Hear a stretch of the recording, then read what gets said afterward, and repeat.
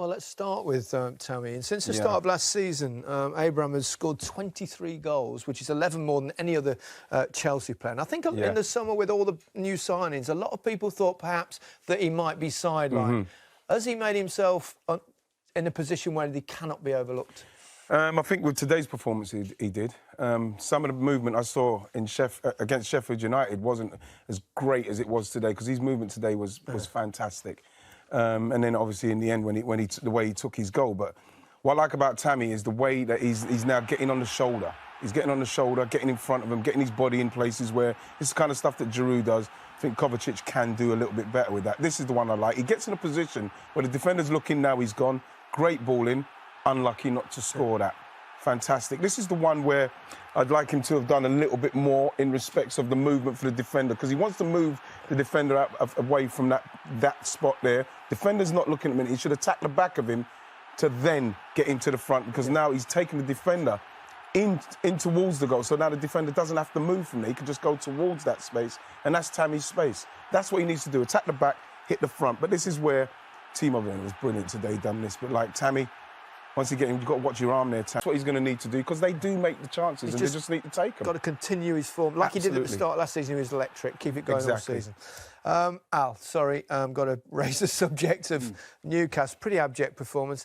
Slightly negative, I would say. Is this coming from the manager, or is it the players' fault? What is it? Bit of both. The manager has to take responsibility, because he sent the players out and they were very negative. There were nowhere near enough ideas going forward. But also players have to take responsibility. They have to be brave in possession. They have to work harder and closing people down.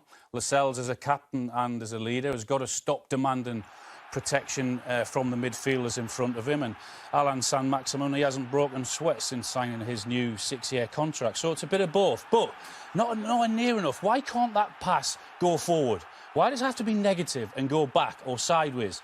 Stop going forward, and then you're inviting pressure onto yourselves. Yes, they're all defending, but same thing again, backwards, looking backwards again. Nowhere near enough options going forward, or prepared to pass forward and commit bodies forward. Free kick here in a decent position, just look what happens. All right, they don't get anywhere, but it's negative. The first thought is going backwards. You're never going to score enough goals by playing this way. And all of a sudden, from a free kick, that ends up back at the goalkeeper and a big punt forward. Ball down the line, all right, they're running forward, but what happens if he gets that? There's no one within 30 or 40 yards of him. It's a hopeful ball down the line, and he's not getting anywhere near that. Second half, it was a little bit better. They created 1 or 2 chances, but the same thing again. This pass has to go forward. The run's there. They've got men forward on this occasion, but chooses not to for whatever reason, and that's easy. And too many times this season, that's Newcastle. Too negative and not going to score goals. And that's the average positions of the forwards. Look at that. Hardly any at times in the box.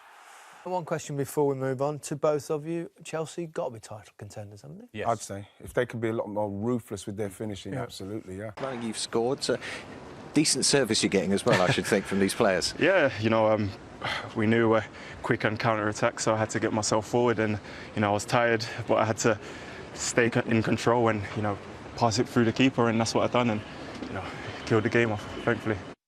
You say you can't have it all your own way, but you pretty much did in the first half. It was around 80% possession, but you maximised that and killed the game off. Yeah, I think we settled into that. I thought with the first 20 minutes we were great because we had control and we had penetration. We had people running in behind. We were getting the side and making crosses. I think there's sometimes a danger of that sort of control that becomes comfort, which is dangerous. And we then turned it over a couple of times. So that was the message at half-time.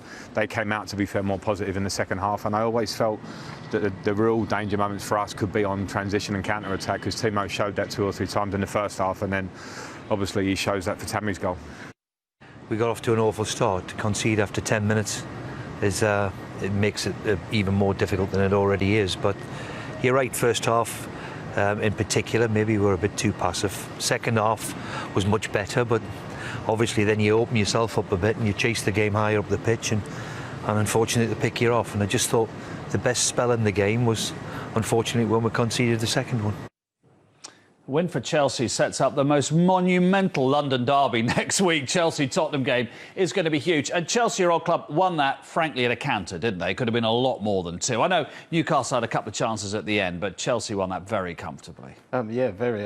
When I watched the game, I was quite surprised. Newcastle being at home, you expect them to be, even though they're dropping deep, you expect them to be a little bit more aggressive and get tighter to people. But it wasn't to be, and Chelsea were just getting chances after chances, especially early on in the game. Sort your feet out. That's what you'd be saying to your defenders, wouldn't you? Fernandez, his body shape's all wrong when this comes in, isn't it? Yeah, his body shape's wrong. He can't sort his feet out. He tries to clear it with the wrong foot as well. In some regards, it'd be best leaving it, because the way he tries to clear it, he goes completely with the wrong foot. And I mean, it is such poor defending. I mean, at first I thought, oh, was it a foul? But when you watch it from this angle, look, he tries to clear it with, look, his right foot across his body. It's poor, really poor defending.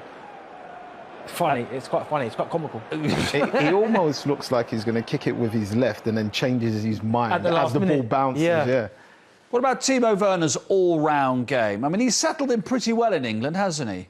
Today was a bit more erratic, wasn't it? I don't know, I feel like he suits the English game so well, though, because he plays on the break and it suits a lot of English clubs play that way, especially quick counter-attacks. And as you see for the goal, what he sets up for Tammy, his break was unbelievable. Me, personally, I would have fouled him or tried to. But here, he should have laid this one on a plate as well, should he? So 2 or 3 times, you think he's going to score or he's going to assist? That kind of, when he's done that, that's kind of made my decision to feel more that he's more of a winger than an attacker.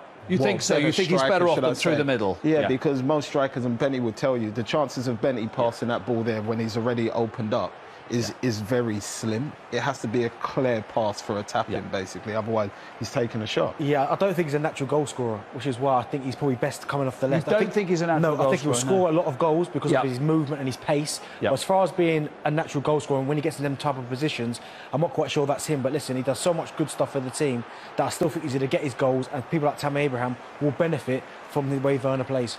Here we go then. We've got one former Tottenham and one former Chelsea. Has the greater title chance this season of these 2 big London clubs? For me, it's not biased.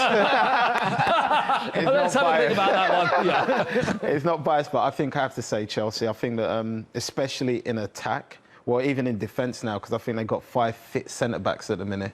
And in attack, they've got like 6 or 7 attackers, which, if they get 3 injuries, they can replace, and it doesn't really change much in attack for them. They're still going to be as frightening and deadly as they are now. Listen, I'm leaning towards Chelsea still, because I think, as Sean was saying, I think firepower, I think they've got a lot of it. But I think Mourinho is the key. He knows how to get it done. He's been there. He's done it before. Frank, obviously, he's not been managing long. I think 3 seasons, So I just think Mourinho might just give Spurs the edge. But if I had to put my money on one of the 2... But Chelsea have the deepest squad, maybe as Sean's point. But Mourinho just knows how to get the job done. And even if it means playing like they did today, which is not particularly pretty, but they win 2-0, then I think they'll go on and do that. Going to be a massive game next weekend, that is sure. Can't wait already.